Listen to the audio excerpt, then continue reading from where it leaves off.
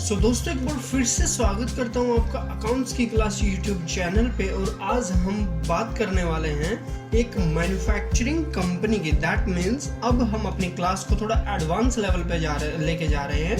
सबसे पहले मैं एक कंपनी बना लेता हूं। मान लीजिए कि अभी मेरे पास कोई कंपनी नहीं है तो मैं क्रिएट कंपनी कर लेता हूं। दैट विल बी कंपनी का पहले मॉड्यूल और समझा देता हूं कि कंपनी क्या करने वाली है, क्या क्राइटेरिया है कंपनी का वर्क करने का। सो कंपनी क्या करती है कि एक लैपटॉप मेकिंग कंपनी है जो कि एक लैपटॉप बनाती है HP के लिए, राइट।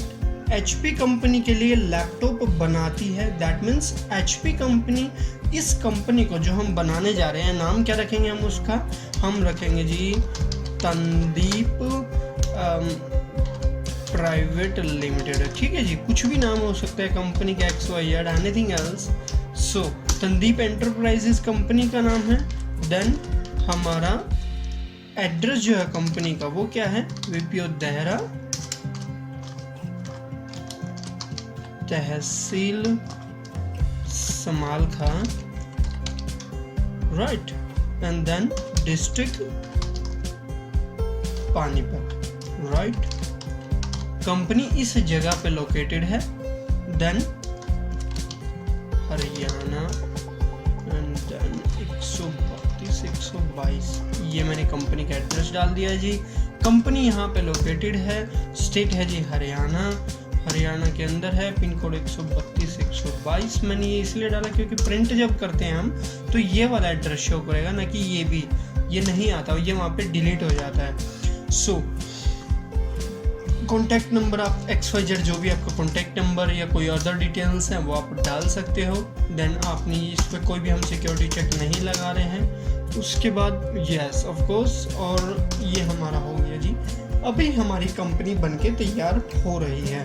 ओके, सो अब कंपनी का मॉडल क्या है कि कंपनी जो ये तंदीप प्राइवेट लिमिटेड है, इसको HP कंपनी ऑर्डर देती है कि जी आप हमारा नाम, हमारा लेबल, हमारा ही सब कुछ यूज करेंगे, लेकिन बनाना आपको है। That means Tandeep enterprise HP company का माल तैयार करके दे रही है, एक तरीके से वाइट लेबलिंग कर रही है। ओके, सब कुछ HP के नाम से चलेगा लेकिन बनाएगी तंदीप, राइट।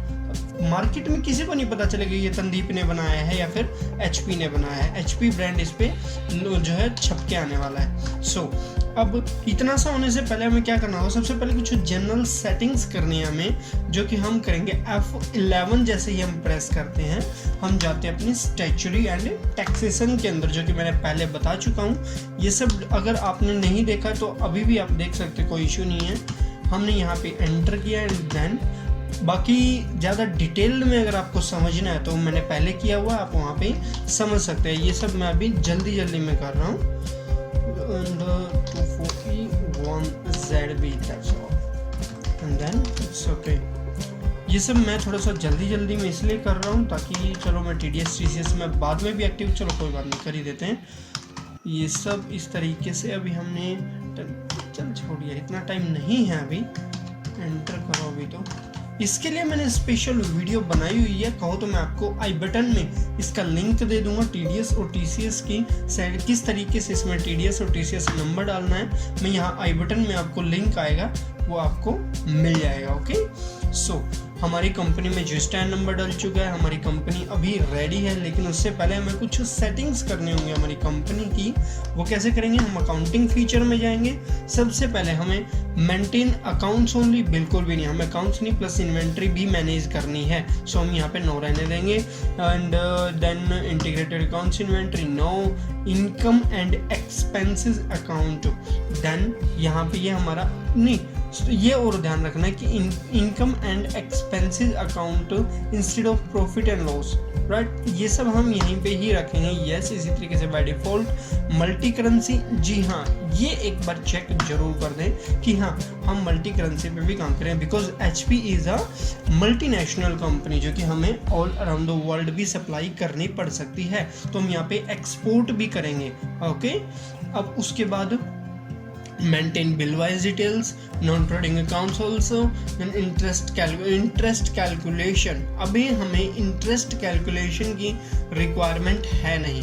अगर हमें किसी कंपनी पे इंटरेस्ट लगाना होगा देन हम कर सकते हैं। या फिर हो सकता है कि ये संदीप एंटरप्राइज किसी पार्टनरशिप में हो और हमने प्रोविज़न कुछ ऐसा रखा हो कि भाई 2 पार्टनर्स में से कोई एक पार्टनर पैसे लेगा, देन हम उसको टाइम से पहले अगर पैसे लेगा, प्रॉफिट डिवाइड होने से पहले, देन हम उसको इंटरेस्ट भी चार्ज करेंगे, वो इंटरेस्ट हमें पे करेगा, देन आप इसको यस कर सकते हैं, अदरवाइज नो ही रहने दें। ओके, सो यहाँ तक अभी enable invoicing yes and all that, debit and credit notes yes. यहाँ पे हमें, क्योंकि कई बार क्या होता है माल रिजेक्ट हो जाता है हमारा, तो उस कंडीशन में हमें ये डेबिट और क्रेडिट नोट्स की रिक्वायरमेंट रहेगी।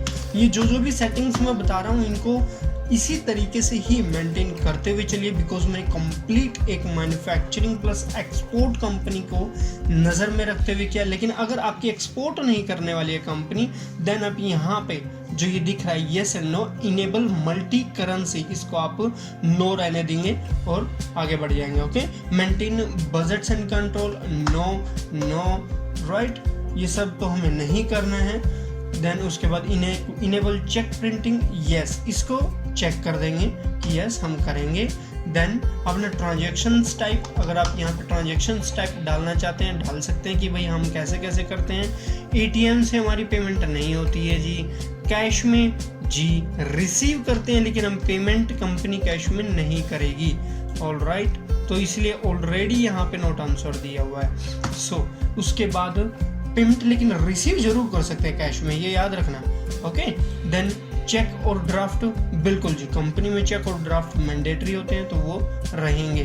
उसके बाद हमारा कोई क्रेडिट कार्ड भी नहीं है, हमारा नहीं है, तो उसके बाद कोई पेमेंट या रिसिप्ट क्रेडिट कार्ड से नहीं होती है। उसके बाद हमारा अगर कोई कंपनी मान लीजिए कि क्रेडिट कार्ड से पेमेंट करती है, या जैसे वो जो स्वाइप करते हैं कार्ड को, इस तरीके से पेमेंट रिसीव करती है, देन आप यहाँ पे कार्ड वाले पोजीशन पे यहाँ पे जो नो दिख रहा है, यहाँ पर रिसिप्ट में यहाँ पे यस करेंगे, और पेमेंट भी करती है तो देन यहाँ पे भी यस करते हुए चलेंगे। भाई कोई चीज़ लेके आती है, क्रेडिट कार्ड स्वाइप करके वो चीज़ लेके आ जाते हैं, या फिर कोई चीज़ पेमेंट रिसीव करती है और हम अपना जस्ट क्रेडिट कार्ड सामने वाला स्वाइप करता है और हम उसे रिसीव कर लेते हैं, तो देन ये भी उस कंडीशन में यस हो जाएंगे, नहीं तो फिर नो।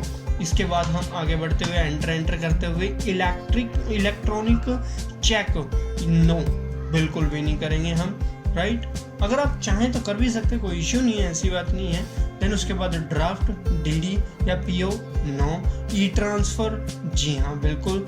उसके बाद रिसिप्ट भी हम ई ट्रांसफ़र करवा सकते हैं रिसिप्ट से भी, ठीक है जी। हमें इनकी इसलिए नहीं किया कि भाई हमारे चेक ऑलरेडी हमने ड्राफ्ट हमने एक्टिव कर दिया है, चेक और ड्राफ्ट हमारा रहेगा, और भी कोई अदर मोड हो देन उसको भी हमने एक्सेप्ट कर लिया है। ओके, सेम बैंकिंग फीचर्स के अंदर हम यस करके इनेबल बैंकिंग बेनिफिशियरी कोड्स को भी हम एक्टिवेट कर सकते हैं, नहीं तो इसको नो भी रहने दे सकते हैं बाय डिफ़ॉल्ट। ठीक है जी, यहाँ पे इसको फिर आप यहाँ पे भी नो कर लो, कोई इशू नहीं है इसके लिए। राइट, सो बाकी मैं नहीं करता हूँ इसको, प्लस मेरे को ये भी बस जस्ट है कि मुझे समझाना है, इसलिए मैंने चेक को भी इनेबल किया, अदरवाइज ये मुझे बड़ा इरिटेट करता है यार।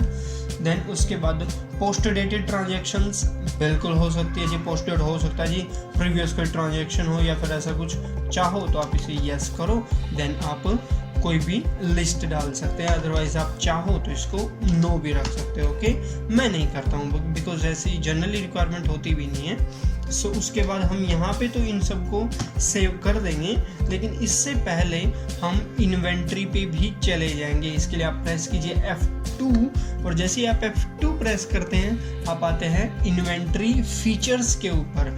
इन्वेंट्री फीचर्स में क्या होगा, integrate accounts and inventory, yes. Enable zero valuable transaction, no, हमें नहीं करनी है। देन मल्टीपल गोडाउन्स, आपकी कंपनी होगी तो ऑब्वियसली उसके कोई गोडाउन्स भी होंगे, देन इसको करेंगे हम यस कंपनी के गोडाउन्स के लिए। उसके बाद हम जाएंगे स्टॉक कैटेगरी के अंदर, जी बिल्कुल हमें स्टॉक में भी अलग अलग कैटेगरी चाहिए। कोई भाई एक केबल भी है, तार आ रही हैं जो मतलब कंप्यूटर बनाने के लिए, कोई कितने mm की तार है, कोई कितने mm की तार है, एक पैनल भी आ रहा है, पैनल का एक अलग हम कैटेगरी बना देंगे इस तरीके से। उसके बाद maintain batch wise details, yes बिल्कुल हम करते हैं। देन उसके बाद क्या हमें उनकी एक्सपायरी डेट का भी ध्यान रखना है कि भाई प्रोडक्ट है, पर मैं इसको एक HP की नज़र से बना रहा हूँ देन हमें एक्सपायरी डेट की ज़रूरत तो नहीं है। अदरवाइज अगर ऐसा है कि आपकी कंपनी फूड रिलेटेड है देन आपको उस पर भी नज़र बना के रखनी होगी कि आपका कहीं पड़ा कोई माल एक्सपायर तो नहीं हो रहा है, राइट। सो मैं इसे जो है नो पे ही रहने दूंगा कि हमें कोई एक्सपायरी डेट सेट नहीं करनी है किसी भी बैच के लिए। देन बैच वाइज मतलब बोलता हूँ कि भाई लाइक होता है ना कि जैसे कैल्शियम कार्बोनेट बनाते हैं तो उसका बैच बनता है भाई 1 टन का एक बैच है, दूसरे टन का दूसरा बैच है, इस तरीके से बैच वाइज होता है। तो कंपनियों में होता है, मैन्युफैक्चरिंग कंपनी के अंदर ऐसा जनरली देखने को मिलता है बैच वाइज जो उनकी मैन्युफैक्चरिंग होती है। या फिर अगर आपको बैच वाइज नहीं बनाना है, वैसे तो बैच वाइज बनता है जनरली, अगर नहीं बनाना तो आप नो भी यहाँ पे कर सकते हैं, राइट। हम जो है एक रैंडम ही बनाए, चलो ठीक है मैं बैच वाइज ही दिखा दूंगा करके ताकि कोई बैच वाइज अगर कोई देख रहा है तो वो भी सब समझ जाए। Use separate actual and build quality, right. इसके लिए हम जो है एक्चुअल एंड बिल्ड क्वालिटी के लिए नो रहने दे सकते हैं, नोट एन इश्यू।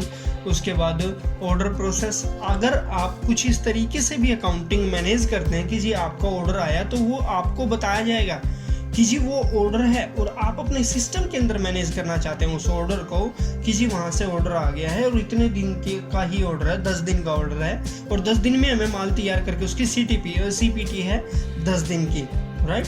तो 10 दिन के बाद हमें वो निकाल देना है, डिलीवरी करा देनी है उसकी, तो उस पर भी नज़र बना के रखनी है। तो उसके लिए भी हम यहाँ पे यस कर सकते हैं, यस हम इनेबल करेंगे इनको। उसके बाद जॉब ऑर्डर प्रोसेसिंग, अगर आप जॉब ऑर्डर जैसे मैंने बताया ना कि ये है तो जो है तंदीप प्राइवेट लिमिटेड ये कंपनी जो कि हम बना रहे हैं, लेकिन ये काम किसके लिए कर रही है? HP के लिए, वाइट लेबलिंग। सो ये क्या है? It's a job order company जो कि किसी और कंपनी को जॉब देती है, किसी और कंपनी का काम वाइट लेबलिंग करती है। सो इसको हम एंटर करेंगे yes, enable job order processing, क्योंकि ये अपने लिए नहीं कर रही है, तंदीप प्राइवेट लिमिटेड अपने नाम से नहीं कर रही है, ये HP के लिए दूसरी कंपनी के लिए काम कर रही है, तो ये जॉब वर्क प्रोवाइड कर रही है। डेबिट क्रेडिट नोट्स हमने एक्टिव किए थे, ये ऑलरेडी एक्टिव आ गए हैं। Separate discount column in invoice, अगर आपको डिस्काउंट देना होता है बिकॉज एक बड़ी कंपनी हो तो जनरली उसमें डिस्काउंट चाहता है, अगर आपको देना है तो यस करें, नहीं तो नो रहने दें, राइट। जो भी आपको, जैसे मैं सेटिंग्स बता रहा हूँ इस तरीके से जो भी आपकी कंपनी में होती है उन सेटिंग्स को आप चेक करते जाएं और उनको टिक करते जाएं। Track additional cost of purchase, no, right, उसके ऊपर हमें एडिशनल कॉस्ट नहीं ट्रैक करनी है। उसके बाद यूज मल्टीपल प्राइस लेवल, आप चाहें तो कर सकते हैं, अदरवाइज नहीं भी कर सकते हैं, राइट। आपके अगर कंपनी के मल्टीपल प्राइस लेवल होते हैं, मान लीजिए कि कोई भी प्रोडक्ट लेके आए जिसके की प्राइस मल्टीपल है, फिक्स नहीं है, तो आप उनका भी रख सकते हैं, चाहो तो करो नहीं तो रहने भी दो, कोई इश्यू नहीं है। अदर फीचर्स, देन उसके बाद अदर फीचर्स में क्या था, यूज ट्रैकिंग नंबर, लाइक आपको क्या नाम है, प्रोडक्ट मंगाया आपने कहीं से कंपनी के लिए, जैसे होता है ना जनरली कंपनियां डिलीवरी करवाती है, मशीन का एक छोटा सा स्पेयर पार्ट डैमेज हो गया, अब उसको वो ऑर्डर आ रहा है, उसकी डिलीवरी है जी, मंगाया है 26 तारीख को, आना है वो 31 तारीख को, राइट। सो 31 तारीख की वो फिर टेली हमें अपडेट देगी कि जी 31 तारीख को आपने एक ऑर्डर दिया तो वो आ रहा है 31 तारीख के दिन, तो वो उसकी डिलीवरी डेट और वो सब उस पर भी ट्रैकिंग करेगा कि ये काम उस दिन हो गया, ये नहीं हो गया, ये ऑनलाइन उसको ऑपरेट करेगा। लेकिन मैं नहीं कर रहा हूँ, देन इश्यू, अगर आपको करना है तो आप कर सकते हैं, राइट। उसके बाद आप rejection inward and outward notes आप बना सकते हैं, ठीक है जी। उस प्लस जी हाँ बिल्कुल वही होगा कि आपको जो है करना है तो कीजिए, नहीं तो आप रहने भी दे सकते हैं, ओके। देन उसके बाद use cost tracking for stock item, ये भी मैं नो रखता हूँ। उसके बाद या इतनी जल्दी है यार इसको, देन ये हो गया हमारा, एंड देन F3। अब हमने यहाँ पे सेटिंग्स कर दी हैं। TDS TCS को मैं जो है इनेबल कर दूंगा बाद में, उसकी वीडियोस मैंने बताया कि आई बटन में आपको मिल जाएंगी। उसके बाद बिकॉज ये थोड़ा सा टाइम लेगा इसलिए TSS फीचर्स में नहीं डाल रहा हूँ। देन F6 जी, हमें कोई एड ऑन भी नहीं डालना। अरे यार सेटिंग्स सारी एज इट इज हो गई वो सेव, ओके।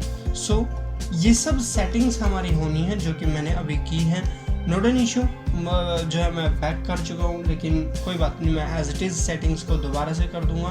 उसके बाद आप अगली वीडियो में जो आई मीन टू से नेक्स्ट डे आने वाली है, उस वीडियो में आप देखेंगे कि किस तरीके से एक कंपनी की जो है मशीनरी लगाई जानी है, मशीनरी के बाद भाई उसके ऊपर क्या कैपिटल कैसे अरेंज होनी है, कैसे उसको मैनेज करना है, फिर किस तरीके से हमारी परचेज ट्रांजैक्शंस और हमारा असेंबलिंग होगी। जैसे एक मशीन बनाई तो मशीन ऐसे नहीं होता बनी बनाई आ जाती है, मशीन बनाने के लिए क्या होगा, छोटे छोटे स्पेयर पार्ट्स को लेके आ जाएगा, छोटे छोटे हिस्सों में उसके टुकड़ों में पार्ट आएंगे। भाई एक रोलर है, उसके ऊपर फिर एक जो है लोहे का एक बड़ा सा जो है क्या बोलते हैं उसको जार है, ढांचा है, उस टाइप की चीज़ें एक एक पाइप लगा के फिर उसको जो है तैयार किया जाएगा अपने हिसाब से। तो वो सब छोटे छोटे स्पेयर पार्ट्स को लेके आ जाएगा, देन उसको फिर मैन्युफैक्चर किया जाएगा। आई मीन टू से असेंबलिंग की जाएगी। असेंबलिंग में सिखाऊंगा कि मशीन कैसे असेंबल करके काम किया जाता है। तो आगे बहुत कुछ होने वाला है। सो इस प्लेलिस्ट को किसी भी हालात में छोड़ना बिल्कुल भी नहीं है, और ये सेटिंग्स अपने माइंड में अच्छे से बिठा लें। So that's all for today, thank you so much. और अगर आपने अब तक चैनल सब्सक्राइब नहीं किया है तो प्लीज़ चैनल सब्सक्राइब करें। कोई क्वेश्चन है तो comment down, please drop that question in comment section. And video अच्छी लगी तो लाइक करें, प्लीज़ बुरी लगी तो डिसलाइक करें। Thank you so much, bye bye.